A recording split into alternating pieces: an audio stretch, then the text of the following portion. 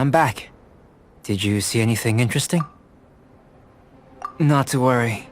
They're all for alchemical purposes. You'd be hard-pressed to find an everyday use for them. Well, on with the research. There may be significant differences between different worlds. Take Tevat, for example. Here, those with visions can manipulate the elements. But worlds may well exist where only one person is able to do so. Or even everyone. So, leaving elements to one side. Do you possess any unique abilities? Ones that don't exist in this world? I think answering this question calls for the same methodology as last time. In other words, time for the next experiment. No. You shan't be required to exert quite so much effort this time around. Now, see this pillar here? Use your willpower to try and break it. You think Paimon knows how to do that stuff? That was your best effort? Well, can't be helped, I suppose. Have you tried using your elemental power with food? I don't mean for cooking, as such. Rather, channeling your power into the ingredients themselves. I'm curious to see how the taste and texture respond. It may even help with proliferation. I suppose I have a curiosity for things that others find surprising. Anyway, why don't you cook us up a sunshine sprat? I've just finished preparing the recipe. Cooking? Paimon was looking forward to more mad scientist stuff. Not only is this recipe a staple for me, it's also worth experimenting with and highly nutritious. Paimon bets you're just hungry. It does sound yummy, though. Okay, Paimon approves. Good buddies are always on the same page. I'll leave you to it then. Looking forward to the results. If there's anything left over, maybe Timaeus can finish the last morsels. Paimon doesn't think we'll have that problem. An average outcome experimentally, but you've really brought out the flavor. You seem well versed in the science of gastronomy. As far as the proliferation hypothesis is concerned, we've come up short. Seems like food presents the same headaches in your world as it does ours. Unless... could it be that the natural laws of this world are limiting your unique abilities? We just didn't know how to channel elemental power into the food. It's a little more complicated than adding herbs and spices, you know. Not to worry. At least we put some food to good use. No need to feel disheartened. And here's your portion. Enjoy. I can box it up if you like. Woohoo! Thanks! Glad you were paying attention. I can tell that you're good friends. Paimon was keeping an eye on you and your safety during the whole experiment. Not that Paimon would have been able to do much if things had gone wrong. But anyway. Hey! You were being nice a second ago! But you do have tasty recipes, so Paimon forgives you.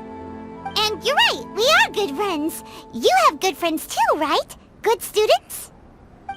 Yes. I'm fortunate too, I suppose. Anyway, moving on to the next experiment. There are all manner of alchemical items here. Keeping them in their proper place is a challenge at the best of times. A while ago, I had the misfortune of misplacing a batch. I managed to retrieve the majority, but 2 vials have been evading me. Animal crystal fly elemental extract and electrohypostasis powder. Paimon's barely finished eating and you want us to go gathering again? Don't worry if you can't locate them. I was planning to replace them anyway. Though finding them would save me the hassle. If you had, say, a superpower, like night vision or vibratory sensing, lost property would be a thing of the past. I must have dropped them somewhere in the area where you were looking just now. So, guess we'd better take a look. Oh yeah! You could use elemental sight! Goodness, you managed to find them. Incredible. 1,000 thanks. I'm wondering, this elemental sight, This is what allowed you to locate the items and find me here on the mountains, correct? Yep. Guess it does sort of count as a superpower, huh? Unfortunately, though elemental sight is seldom seen, it is not unheard of in Teyvat. Only a never-before-seen otherworldly power would be of benefit to my research. You mean, we failed again? Don't be disheartened. This falls entirely within my expectations. Besides, getting these items back, I'd call this a very worthwhile experiment. I have to commend your deduction that the items would contain elemental traces.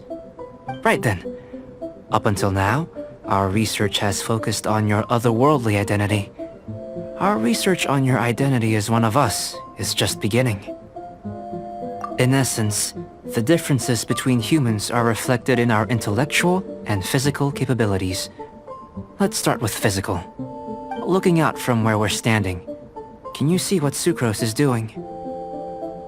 And if you jumped from here and landed on that cliff, the one over there, could you see her then? So what about if you planted a single blow on the mountain face here, and it burst into a million fragments? Then could you see her? Then I shouldn't get too excited. Still, we'll gain a more thorough understanding with an experiment. I know of a location that will be perfect for a physical test. Please, follow me.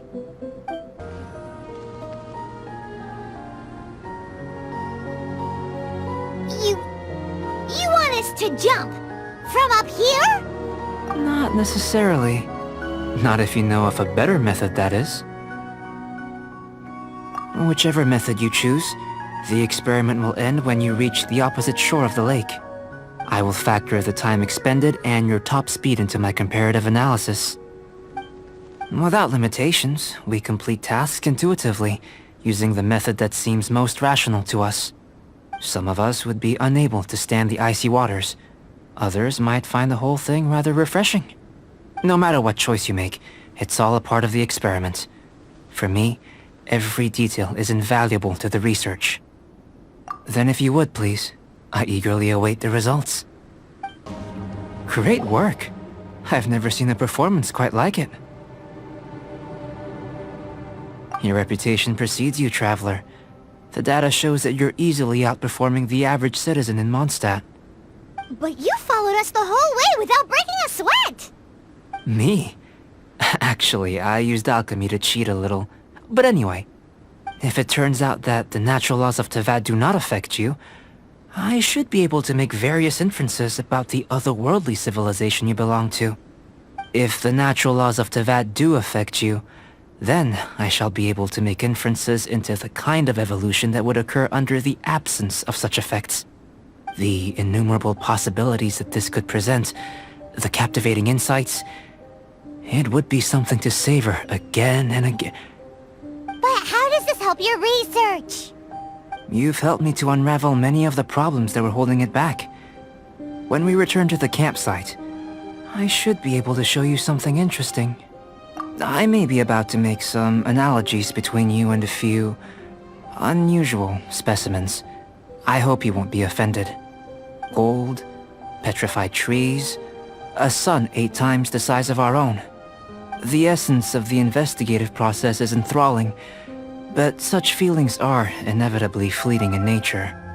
I'm willing to pour all my energy into research, and yet specimens are finite. As the unknown transitions into the realm of scientific understanding, the feeling of enlightenment is lost. All these things that start out as objects of fascination end up possessing the prosaic mundanity of a sunsettia or a sweet flower. They cease to be noteworthy. Oh, so that's why you wanted to sketch those hilly trails? Because you got to see something new and interesting in the differences between them? Precisely. To quote my exact words from earlier, these creatures are, for the most part, quite boring, not worth closer inspection. There is precious little about them that serves to pique my curiosity now. So after all these experiments, are we gonna be, like, boring to you? Like sketches? Of course not. You have been of great assistance to me, and I will remember this friendship for a lifetime. Now, Before we head back to the campsite, there's one more experiment. Intelligence. Follow me. There are some other ruins nearby. I imagine you must have encountered more than a few conundrums during your travels. I'd like to observe your intelligence by means of a practical test of your capabilities, much as we did for the physical test. I'd like you to explore these ruins and return with your findings. There are 2 puzzles located at the far ends of the ruins. After completion, you should be able to activate the mechanism in the center. As with the physical test, there are no restrictions. Everything you do is an action I wish to observe. A tried and tested adventurer, I see. So, let's see you in action. Start wherever you like.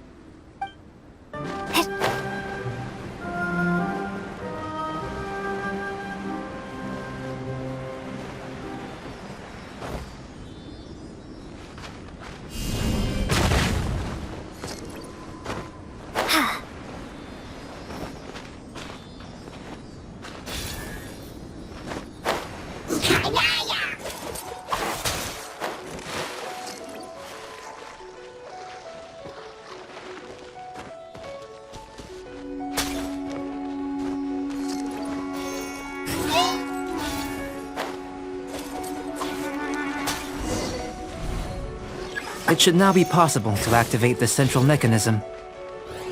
Exactly what will happen when you do is something I'm looking forward to finding out. Oh, seems that the water level has suddenly decreased. We should be able to see what's in the water now. Let's have a look. What's this? To the best of my knowledge, these belong to a script of some kind. They can be found all over Teyvat, but they've never given up their secrets. There's still a lot to learn about them. And as for why they should ever have come to rest here, a true mystery. Let me make a copy first. I'll make time to go over them in greater detail after our research. Another thing for the don't understand list. Unsolvable mystery this, weird experiment that. It'd be nice to get some cool results for once. Seems like if you want the reward, you gotta pay the price. I've truly gained a lot from all this. Comparatively, the little reward I can offer is too small to mention. Let me return to the campsite first. By the time you get back, I may just have a fleeting miracle for you to witness.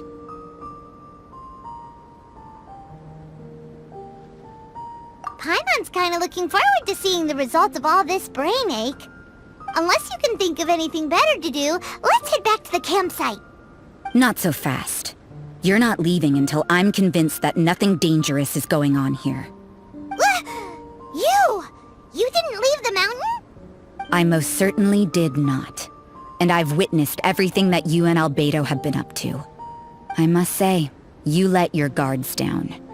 Or maybe you were drawn in by his compelling-sounding hypothesis and friendly demeanor. Taking orders from a complete stranger, drinking anonymous potions, participating in all kinds of strange experiments? I'd sooner believe you were tricked than that you would be so naive. Or perhaps, you were colluding from the beginning. Listen, sister, your guard's so high you can't even see over the top of it! It doesn't matter what you think. He could be a saint for all you know. But I understand him a little better than you, Outlander. I'm only concerned with one thing. Whether his alchemy has transformed you into something more sinister. No way! Paimon would have sensed it! And anyway, he didn't even use any alchemy! With an alchemist of his level, you wouldn't sense a thing. In any case, I'm not about to let a potential threat back into Mondstadt. So, what are you gonna do? I've gotta hand it to you. You have your moments. If I can be sure that nothing you came into contact with is dangerous, that's good enough for me. I've investigated everything else. The only items left on the agenda are these symbols. But we don't even know what they mean. That much is true. Not to mention, seems like there's nothing more to them. But for insurance purposes, I'd better make a copy. This is now a location of interest. Regular patrols should be set up here. Now then, all things considered, I deem that you pose no immediate threat. Which is what I was hoping. I would have been one very unhappy sister if you'd made me work overtime on your account. Overtime? Before we go our separate ways, Outlander, a word of advice. Don't be so quick to trust Albedo, and don't repeat the same mistakes that you did this time. You made a lot of rash decisions today. She's gone! So stubborn. Mondstadt doesn't have many people like that. Huh. Never mind her. Let's go see Albedo! You're back. Good timing. I've just about reached the conclusion. You took quite a while. Did you get held up on the way back? I wouldn't worry. She's just doing her job. Time for the results. We got a myriad of data today, and it was very difficult to finish all the research in one go. But the integral preliminary conclusion that I can offer you is... you're very much like a human from this world. You couldn't tell that just by looking? We spent all day working our butts off for that? Please, I understand that this may have seemed self-evident to you, but in fact, nothing in this world should be taken for granted. Have you ever considered that the world of Teyvat may have a natural hostility to Outlanders? I mentioned the natural laws of this world. You're able to converse with me here without consequence, and nothing seems amiss. But it's arguably a small miracle. The only other life form that, like you, has come here from afar is the seed that I mentioned. Under the effects of Teyvat's natural laws, it isn't even able to sprout, let alone bloom. But after I observed you, I had another idea. Imitating you helped to inspire my alchemy. And so... Whoa! It looks like something's appearing!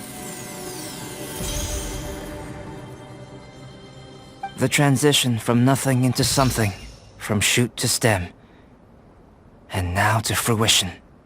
Is not nurturing otherworldly life also nurturing the world itself? Aww.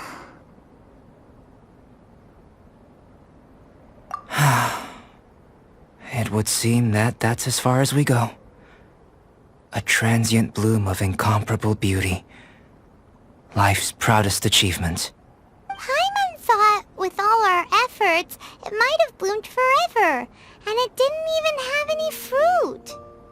Life is a manifold tapestry of free entities. Its value shouldn't derive from how long it stays with us. Even a momentary burst is precious. A short life can be well lived. A life lived efficiently, lived to perfection, is necessarily one unburdened by loneliness. So, do you understand what I meant about us conversing here arguably being a small miracle? Things feel a little heavy right now. Don't be sad. You've got Paimon to look after you. Albedo, Paimon really wants to be your friend. Thank you both. Even if dispelling loneliness is not essential for life, it certainly doesn't hurt. Your help inspired me to discover the means to make a flower bloom. I mean that the time I've spent traveling with you in the mountains was a valuable journey for me. In the future, if the need arises, can I solicit your help again? Well, glad I can count on you. I made a point throughout of telling her how ordinary the results were. But what was that sediment I saw forming at the bottom of the vial? It should not have been there. What could it mean? Those born of Earth are bound by its imperfections, but those born of chalk are free of impurities. You and I are alike, both composed of a substance that has yet to be fully defined. If, one day, I lose control, destroy Mondstadt, destroy everything, can I rely on you to stop me?